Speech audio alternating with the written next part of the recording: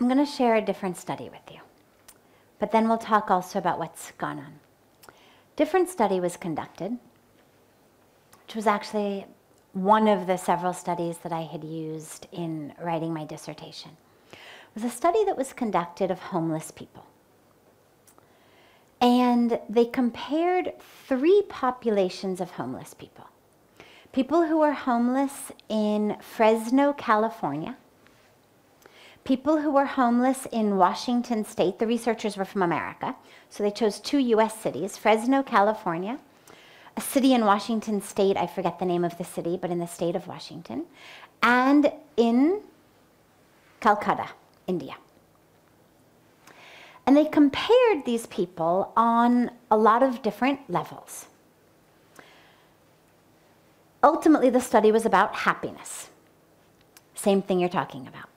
And what they found was that people in Washington State actually had the most facilities because they were actually living, there was sort of a homeless village that had been put together and people actually were given a place to live.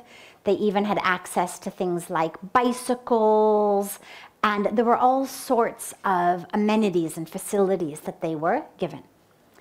The people on the streets of Fresno, California had no such facilities like that, but they did have access to shelters, they had access to soup kitchens, they had access to a variety of different government-provided necessities for homeless people. The people in Calcutta had access to the least. So number 1 was those in Washington, number 2 were those in Fresno, number 3 were those on the streets of Calcutta, who basically had access to almost nothing, as we know. Interestingly, on self-rated levels of poverty, so how poor are you? The people of Calcutta rated themselves the highest.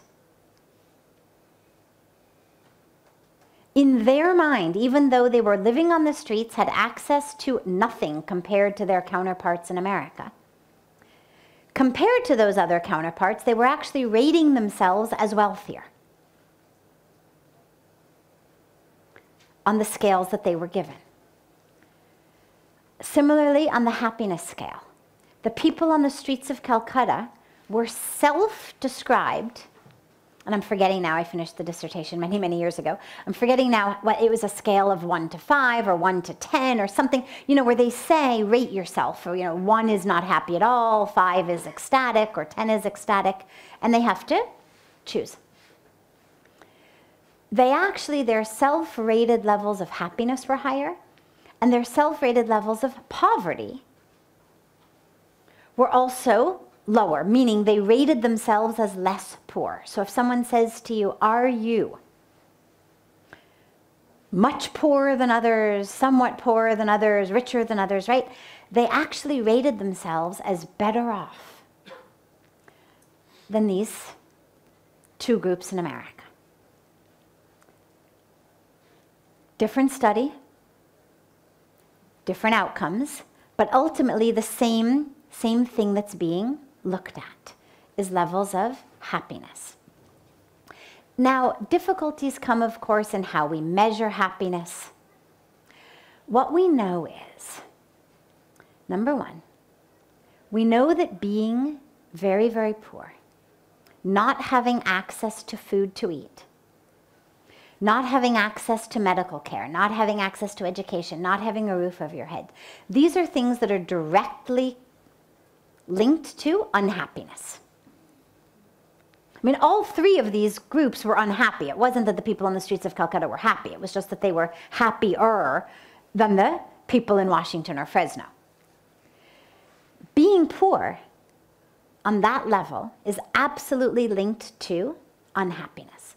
So when you look at a percentage of the country that is living below poverty lines, India is going to have a much higher percentage than Finland. You've got a lot more people in India who don't have access to clean water, who don't have access to food, who don't have access to primary education or primary health care than you do in Finland. We're getting better. Things are happening. But the fact that such an enormous percentage of India's population lives cut off from the grid. It takes a while for things to change. So when you've got a percentage of the population that is living in that level of dire poverty, absolutely you're going to have much higher levels of unhappiness. This we know. What we also know about happiness, though, is that once your needs are met, once you have a roof over your head and you know where your meals are coming from and you have access to health care and education and you're at that level, that increasing levels of wealth, increasing levels of access to things is not actually correlated with increased levels of happiness. So you absolutely need to at least have that level of being comfortable. You have to be taken care of. You have to know that when the winter comes, there's going to be money for sweaters. That if you got laid off tomorrow, your family's not going to starve the day after. Because that creates stress. And stress creates unhappiness. So you have to be at least comfortable enough that there isn't that level of stress of where's the meal going to come from, where's the house going to come from, where are the clothes going to come from, where's the medicine going to come from. But there's another aspect that you've touched upon, which is where have we gone wrong from our culture? And this is a really important aspect with Indian Sanskriti, our culture.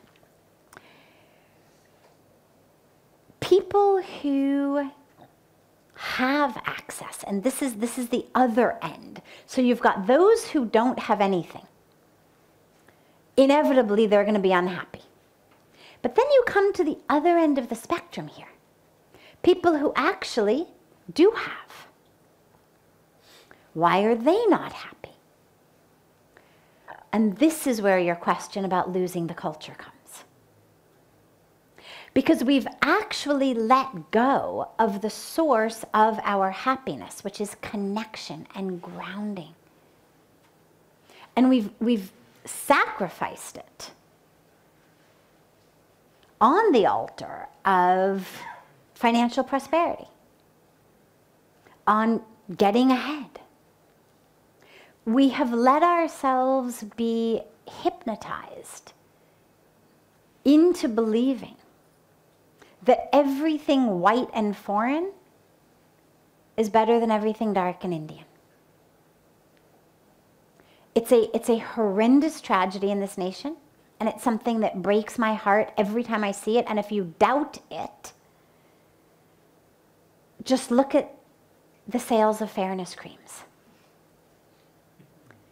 Pick up a newspaper and read the matrimonials and see if you can find one ad that doesn't say fair-skinned beauty. And then tell me whether every single one of those girls is actually fair-skinned. And if not, why do they have to say it? Why is it that we have taken this poison into us? Into our genes. We've created a situation where we can never be happy. Because that which actually is the source of my happiness is that which I'm pushing away in favor of something that is basically empty. Which is why, interestingly, so many people from the West are coming to India. Because they're coming from a land where everything is there, but where what we don't have there is a connection to a culture, a Sanskriti, that is so deep, that is so timeless, that is one that connects us so deeply to the divine, to the creation, to each other, to the truth of ourselves. That's why we're all coming from the West to here. And Indians are all like, "Jara kisi tarah se mere liye, matlab America mein kuch kara do."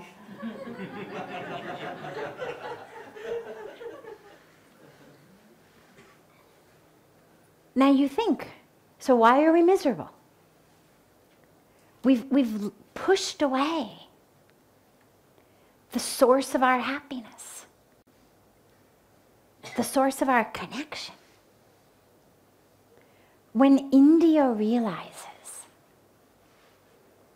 that its Indianness, its culture, its heritage, its roots, is actually the source of its happiness, not fairness creams, not jobs abroad, not a new pair of blue jeans,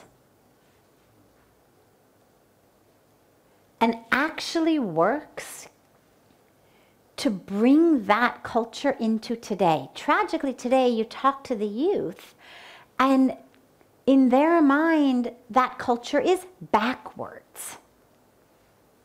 And when we speak about people in the village, we refer to them as sort of they're backwards. We're somehow forwards because we've left all that behind. We're no longer vegetarians, we drink alcohol, we wear jeans, look how sophisticated we are. And then we wonder, ki hua kya? Kya khoge?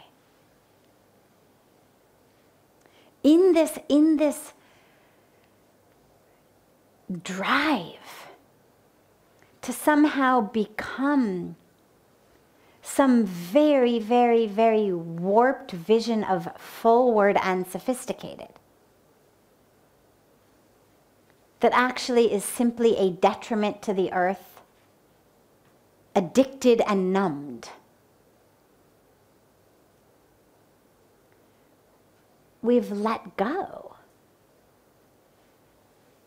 of our own roots. So yeah, we're going to be unhappy on both ends. The people on the end, because they don't have water, have a reason to be unhappy. And we have to work for them. We have to work to bring them up. But the people over here who are unhappy because they're watching things on TV, they're seeing things in movies, they're seeing them in magazines, they're seeing them on commercials, and they've decided, I need to be like that, I need to look like that. They've identified. There's a whole, I won't go into it here, but there's a whole psychological concept of identification with the perpetrator. And this is what's happened here. We've absolutely identified with those who would tell us that we are less than. And it's tragic. And it's something that's getting passed down because there's very, very few people who are alive today who were old enough under colonialism that they actually kind of remember what they were taught in school and remember all of that. There's not that many people who were on both ends. Those who are miserable, interestingly, we've passed it down in like a cultural genetic consciousness. It's one thing 70 years ago, it's a totally different thing today. And this is where it's so important for Indians to stop thinking like that and to realize our wealth is our culture, is our heritage. It's not backwards, it's forwards. It's timeless. Sure, there are social norms which we need to change, like defecating outside.